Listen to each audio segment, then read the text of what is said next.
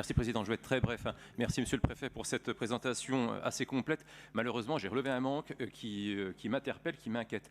Si on peut remettre la diapo sur les infrastructures, sur la mobilité, vous évoquez Belfort-Del et la RCEA, mais à mon grand regret, je ne vois pas apparaître la route nationale 7, l'achèvement de la mise à 2x2 voies de la route nationale 7 dans le sud de la Nièvre. Sachez, Monsieur le Préfet, que c'est un sujet très sensible pour les Nivernais. Ça fait 30 ans que ce projet est engagé. On n'en voit pas le bout. C'est vécu comme une véritable humiliation pour le territoire nivernais. Et je ne sais pas si vous êtes au fait de ce dossier, mais donc les derniers rebondissements, c'est que des travaux qui pourtant ont été programmés, on attend toujours l'engagement financier concret de l'État. C'est programmé, a priori, il n'y a pas de problème budgétaire de fond. Mais on attend en gros que vous appuyiez sur le bouton. Voilà, je vous remercie, Monsieur le Préfet.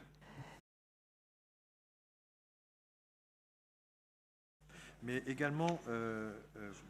Bougila également est intervenu, je crois, sur ce sujet-là. Alors, effectivement, le contexte national très contraint n'a pas permis d'obtenir des délégations de crédit en 2018, ni jusqu'à présent en 2019. Une première délégation de crédit a, de ce fait, été reçue tardivement en avril 2019 et cette dotation a été uniquement concentrée sur les dossiers prioritaires nécessitant des engagements au cours du premier semestre en fléchant des crédits sur les opérations démarrées en travaux. Concernant la RN7, donc nous restons toujours en attente. Pour mémoire, les dernières mises en service en 2014 puis 2016 portent sur les sections jusqu'à Saint-Pierre-le-Moutier. Une enveloppe de 11 millions d'euros a été sollicitée en 2018 afin d'engager une première tranche de travaux sur la section nord, puis redemandée dans le cadre de notre dialogue de gestion avec l'administration centrale pour 2019.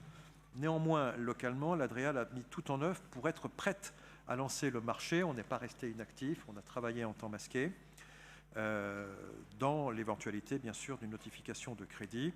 Les procédures environnementales liées à cette opération sont achevées à l'automne 2019.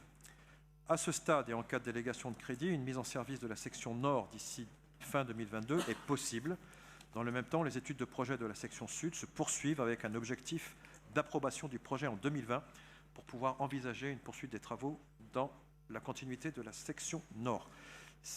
Pour sortir de la fiche, je crois que la question qui se pose, c'est effectivement, disons les choses franchement, de la capacité à porter sur la durée des engagements qui, à un moment donné, étaient souscrits. Et je crois que dans le cadre de ce travail sur la méthode de contractualisation, il faut introduire ça, parce que l'État a tout à perdre à afficher des engagements qu'il ne sait pas tenir. Donc je crois qu'il faut qu'au moment de la programmation, peut-être en essayant entre nous, entre collectivités locales, État, de fixer de vraies priorités, on se donne vraiment les moyens de porter ces priorités jusqu'au bout, plutôt que de céder à la tentation de faire des contrats de plan, une espèce de catalogue dans lequel on va effectivement mettre des projets, même ceux sur lesquels il peut y avoir une incertitude. Voilà. En tout cas, vous pouvez être assuré de ma détermination, de celle de ma collègue de la Nièvre, pour faire pression et faire en sorte que nous puissions le plus rapidement possible obtenir les crédits pour financer cette opération.